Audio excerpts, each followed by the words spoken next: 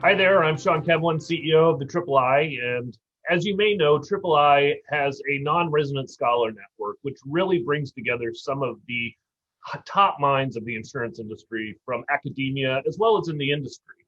Today, I actually have the opportunity to talk with one of our newest scholars, Dr. Craig Clements. Dr. Clements is the director of the Wildfire Interdisciplinary Research Center there in San Jose. So, Craig, welcome. It's a timely conversation to have here, given that we're in the middle of wildfire season. Right. Yeah. Thanks for having me. Yeah, we are. We are in the heart of wildfire season in the West, and things are starting to ramp up across California and elsewhere. Yeah, and we say wildfire season, but and we oftentimes associate wildfire with just California. But from what I understand, we're also beginning to see it happen all year round, and we're also looking at other states. Can you talk a little bit more about what's happening in that regard? Yeah. So focusing first on like the Western U.S., California is just one state, but there are very large fires that occur across all the Western states. And so our risk this summer is showing that Washington, Eastern Washington, Central Oregon, and most of California will be at higher risk as we progress through through fall for large fires. But also places like Texas are at risk. And people don't think of Texas as a state where wildfire is a big deal, but it is, and they've had catastrophic wildfire there as well. And additionally, if you think about the Southeast has lots of wildfire. Those fires don't get as big as what we see in California and the Western U.S., but they have a lot of fire there as well. And this season, it looks like even the Midwest will be at risk as we get into the fall. The Midwest has a lot of grass fires that are quite dangerous, and they burn really quickly. So, it's not just California or the Western U.S., it's across the U.S. Yeah, and it's funny, all of those areas that you mentioned are actually growing in population. We've been saying for a while that we're just seeing more and more people move into harm's way. You mentioned Texas.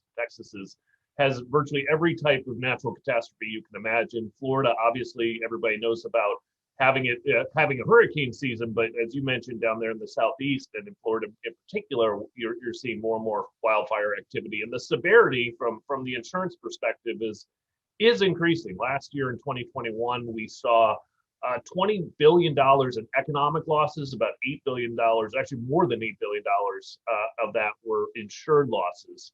Some of the projections I wanted to get your perspective on, Dr. Clements, in terms of what are we thinking about for this year in 2022 in terms of wildfire projections?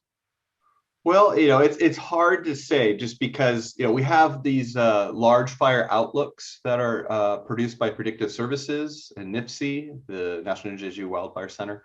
And those predictions look at climate trends, large scale weather patterns, fuel conditions, and fire danger, and they come out with like a month-to-month prediction. And so what we're seeing is that most of Northern California and the Sierra Nevada will have higher potential for big fires, and Texas, as I said earlier, and then the upper Northern Rockies. And then that's going to shift into the fall, September, October, moving into the Midwest and Central Plains. So that's something that we can kind of expect where we might have those fires. But again, it takes ignition. So if we don't have ignitions, we don't have a lightning outbreak, then we don't have that problem. But these projections are, if there's an ignition, this is what the environmental conditions suggest that we will see in the future. Well, and it's funny, you mentioned lightning and you mentioned ignition. Are the issues that we're seeing in terms of ignition and more wildfires, are these climate change related? Are the risks increasing because of climate? Because there's also a perspective out there that many wildfires are man-made caused as well. Well, yeah, so 9 out of 10 wildfires are human caused, but it's the conditions that are driven by climate change. And this has been shown over and over again in the literature and the scientific literature, suggesting that, we're drying our fuels. This is a anthropogenic climate change factor because of warming temperatures. We're having drier atmospheric conditions in most of the West. And so that affects the fuels and the things that are to burn. And so if you get an ignition under these conditions, those fires are going to burn more rapidly. They're more intense because they have less moisture in the fuels. So the wetter the fuels, the lower intensity the combustion is. So they don't burn as readily. And so as we dry out, those fires get hotter, they get more intense, and they're harder to put out. So yes, climate change. There's climate change has its fingerprints all over these fires, but it's also the fires are generally caused by humans. Well, now's the point where you get to try and ask me a question here about what we're doing at III related to wildfires. Yeah, so I think that, as an academic, we're all trying to educate Americans and society about, climate change and wildfire science and the risks. But what I think we kind of lack our understanding from our perspective is what can people do to protect their homes? What kind of insurance coverage should homeowners have to be protected from catastrophic wildfires? Yeah, thanks. It is. It's important to educate, and obviously you're in the field of education in an academia perspective. But the average consumer really doesn't realize the risk factors in the average property purchasing process. Oftentimes, people, if they pay cash for a house, they won't think about insurance until a few weeks after they have it. Or in the case of mortgage insurance, of the mortgage company having you get insurance, you've already made that transaction and you want the place, but you're not thinking necessarily about the risks. And that at III is what we are trying to help people understand, because in fact, as we mentioned, these populations are growing more and more in these areas that are wildfire prone and natural catastrophe prone. And as such, more and more people living in harm's way, we really are encouraging, one, for people to make sure that they have insurance. Standard homeowners or renters policy will cover you for a wildfire. However, I think we can all agree that the claim, nobody really wants the claim to ever happen. And so in order to prevent that, so that you don't have to worry necessarily about getting your belongings or rebuilding your house, there are preventative measures you can take, whether it's making sure you have a roof that is fire rated. Most of your asphalt shingles on a roof will be Class A fire rated.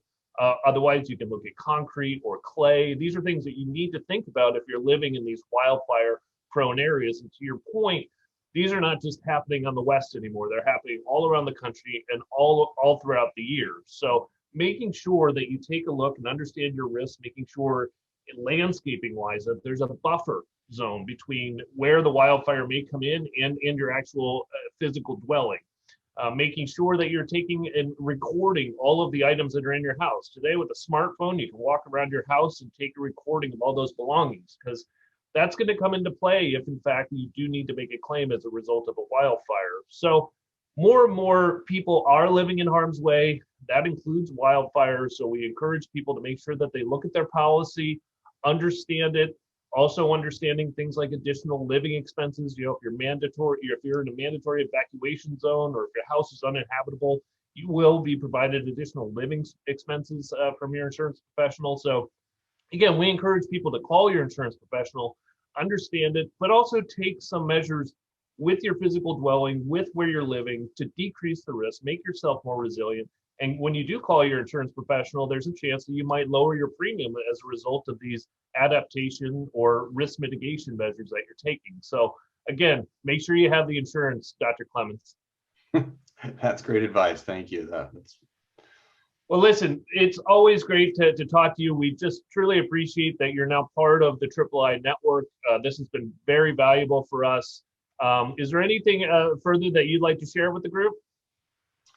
Yeah, no, thank you for having me. It's been great. It's an honor to be a part of this. And yeah, so the summer, we're just at work at the Wildfire University Research Center. We're getting ready for fire season. So that's including, we're flying a new camera system on a NOAA aircraft over wildfires in California. So we're ramping up for that. We're excited. And we actually have a unique experiment going on where we're going to do a fire in a canyon and study its fire behavior. So a rare opportunity to do these types of studies. And so that's kind of what we're ramping up to do. We're also doing our our coupled fire atmosphere modeling prediction system. So that's ramping up with some additional funding for building out the computing center here at San Jose State. So, we're kind of, our heads are down. We're not really watching all the fires right now, but pretty soon we're going to be pretty busy seeing things start popping up around California and the West.